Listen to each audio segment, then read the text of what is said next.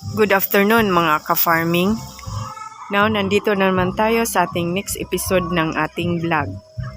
Kaya, before that mga ka-farming, sa pagpatuloy ng iyong panonood, please don't forget to subscribe our channel para updated kayo sa next episode ng ating mga vlog. Enjoy sa panonood mga ka-farming. See you!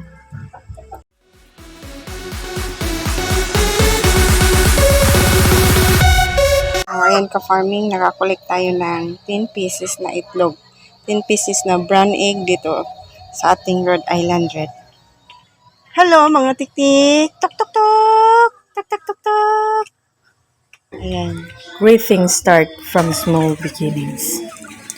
Napatunayan na rin yan ng big corporations with a humble beginnings. Nagsisimula iyan sa isang idea, isang problema, at tamang motibasyon. Kaya, kung meron kang business idea, huwag mong unahan ng takot at duda. Bago ang lahat, tiyakin mo muna sa sarili mo na handa ka.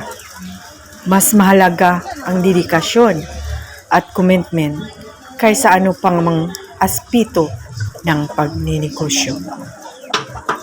Gaano man kaliit o kalaki ang negosyo, may kaakibat yan na sakripisyo. Asahan mo na mag-iiba-iba ang day-to-day na buhay mo. At habang lumalaki ang negosyo, tumitindi rin ang mga pangangailangan nito. Posibleng tumaas ang levels ng stress at anxiety. Mga ka-farming, klase ng negosyo mahalaga sa isang new business. Owner na gusto mo nang gagawin mo. Bukod kasi sa kapital, ang magdadala sa iyo ay ang passion mo. The steps in starting a small business can be intimidating.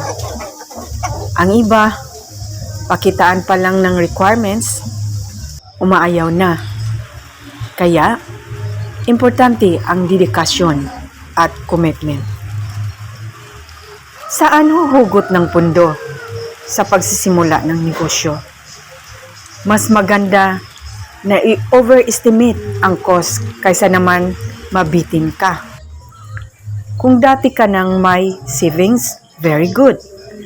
Malaking bagay na di ka magsisimula sa utang. At keep it simple. Ika nga, simplicity is beauty.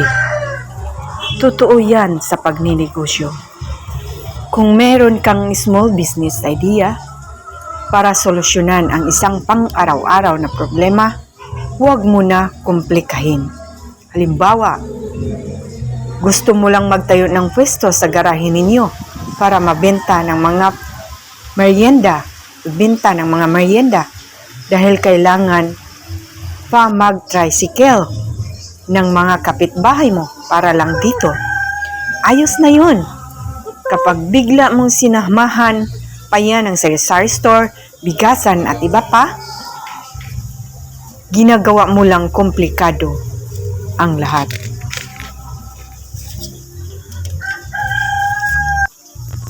Hands on the budget. An effective guide to starting a business would always include being on top of finances because it is what fuels the business. Dapat marunong kang mag-budget, maayos ang record ng expenses at lahat ng libro. Iwasan ang utang at matuto kang mag-prioritize, magpatulong sa mga eksperto kung kinakailangan. Iba pa rin ang may karamay. Wala namang negosyo sa totoong mag-isa lang tinataguyod. Kahit pa sole proprietorship ka. Sa papel, sa totoong buhay, dapat marami kang karamay. Sa Sa bawat stage ng pagninegosyo, simula una, walang kita. Pag-angat, pagbagsak, pagbangon, dapat may solid support system ka. Maaring pamilya, kaibigan o mga katrabaho. Hindi mo sila kailang maging business partner. Pero sila yung pwede mong takbuhan pag may problema o may gusto kang i-celebrate. Importante yan dahil hindi biro ang pagninegosyo. At kahit anong tagumpay mo pa sa negosyo, huwag mong puputulin ang personal na relationship mo dahil iyan pa rin ang bubuo sa'yo. Totoong hindi biro ang pumasok sa negosyo, pero hindi rin naman ibig sabihin na imposible kang magtagumpay dito. Kung meron kang drive at passion para isulong ang isang business idea, huwag kang susuko. Kayang-kaya ko yan. At dito lang po mga ka-farming.